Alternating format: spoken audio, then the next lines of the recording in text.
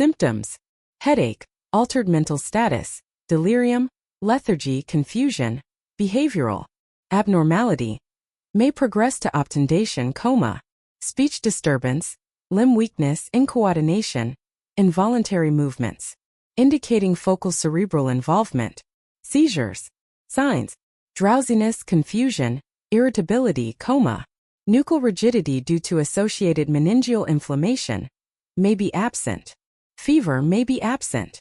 Associated focal neurological findings, e.g. hemiparesis, dysphagia especially in herpes simplex encephalitis, ataxia, nystagmus, myoclonus, involuntary movements, extensor plantar responses, cranial nerve palsies, due to associated meningeal involvement, infrequent. Evidence of systemic involvement, e.g. cutaneous lesions in some infants with neonatal herpes simplex encephalitis. Investigations, cranial CT or MRI, may help to exclude other causes and may show brain edema. Focal inferior temporal and orbital frontal damage with herpes simplex may take several days to become apparent, especially on non-contrast CT. Lumbar puncture for cerebrospinal fluid, CSF, analysis. CSF is occasionally normal but may be under increased pressure and usually shows lymphocytic pleocytosis, modestly elevated protein, and normal glucose concentration.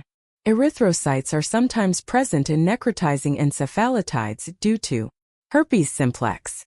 Enzyme-linked immunoassays for viral antigens and gene amplification with polymerase chain reaction are increasingly available to aid early specific diagnosis but are not completely sensitive. Specific viral antibody titers showing a significant rise is helpful in retrospect. Electroencephalography typically shows widespread slow activity. Periodic complexes or focal slowing over temporal region are particularly suggestive of herpes simplex encephalitis. Brain biopsy is generally not necessary but is occasionally helpful when the diagnosis is in doubt, e.g. to evaluate for tumor, parasitic or fungal infection and so on. Complications: seizures and status epilepticus often occur and require vigorous treatment. Cerebral edema may cause transtentorial herniation and calls for measures to reduce intracranial pressure. Chronic neurologic residua, e.g., mental retardation, motor or behavioral abnormalities, especially in necrotizing forms of encephalitis, e.g. herpes simplex. Differential diagnosis: meningitis, bacterial, tuberculous, fungal, or viral. Acute disseminated encephalomyelitis may be triggered by preceding infection or vaccination but is probably not caused by active infection of the brain. Encephalopathy with systemic infection, e.g. due to hyperpyrexia. Metabolic encephalopathy, usually no fever, headache, or CSF abnormality. Cerebral abscess, empyema, subdural hematoma, other mass lesions. Neoplasm, e.g. leukemia with meningeal involvement. Etiology: a viral invasion of brain parenchyma causes an inflammatory reaction of varying intensity associated with perivascular cuffing with lymphocytes and other mononuclear cells and with destruction of nerve cells and glia. Hemorrhagic necrosis may occur. Epidemiology: a herpes simplex virus, HSV, is the most common cause of sporadic encephalitis. Other herpes viruses, especially herpes zoster, cytomegalovirus, and Epstein-Barr virus, are common causes, particularly when immunity is impaired, as in transplant or AIDS patients. Arboviral encephalitides may occur in epidemics in which mosquitoes bite humans. Mumps encephalitis and subacute sclerosing panencephalitis have declined in incidence with vaccination. The latter is a progressive late complication of measles infection. A progressive multifocal leukoencephalopathy is seen in immunosuppressed patients and is caused by a human polyoma virus. HIV infection may cause meningoencephalitis.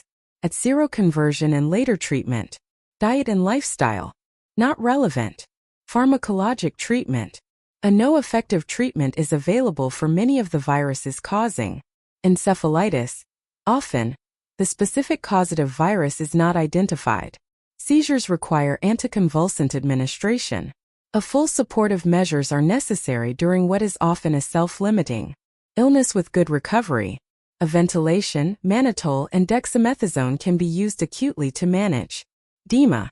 Intravenous acyclovir started early reduces the morbidity and mortality of herpes simplex encephalitis. Treatment should not await the outcome of brain biopsy, which is seldom appropriate. Standard dosage acyclovir, 500 mg per square meter every 8 h.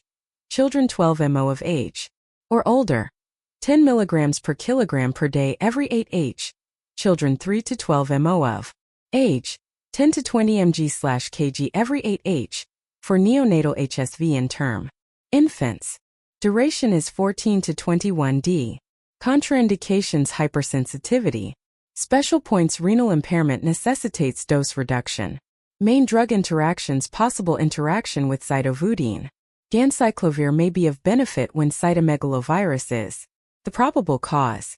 Main side effects: acyclovir may cause transient elevation of serum BUN/creatinine.